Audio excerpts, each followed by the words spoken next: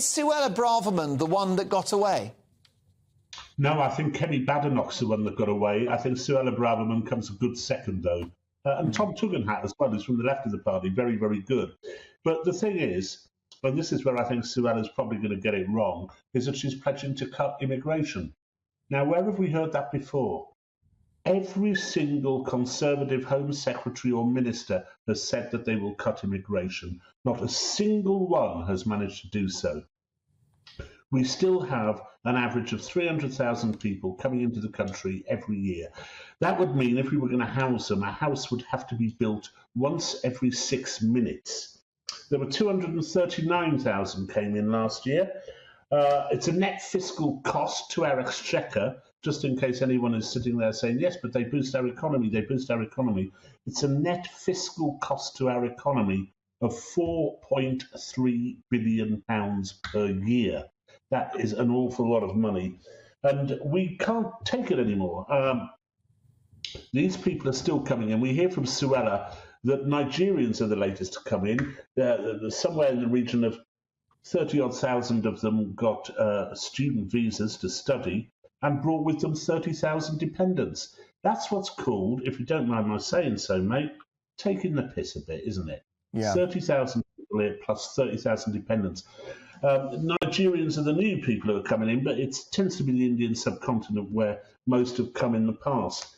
And we are a much, much more crowded country than those which are taking in, those other European countries which are taking in people, such as France, with 3 times more crowded, more densely populated than France, 2 times more densely populated than Germany. And the thing is that every single opinion poll shows that the biggest vote is for reducing immigration. We've got to reduce immigration. In the latest polls, something like, let me have a look here, 64% think we have to do so rapidly. We have to reduce immigration rapidly. 71% think that the rate of our immigration over the last 20 years has made the country a more divided place. Why can none of them? And we've had a Conservative government, remember, for 7 years, if not 12. Why can nobody do anything about it? Why does nothing ever get done?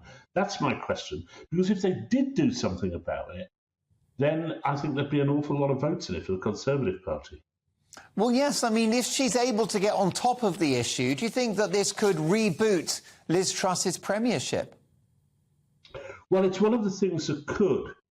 We know that from opinion polls and also from Migration Watch that immigration is rated within the top 3 things that people vote about. And of course, now that we've had Brexit and we have supposedly taken our borders back, people are waiting to see what we're going to do now that we have taken our borders back. The answer would seem to be absolutely nothing.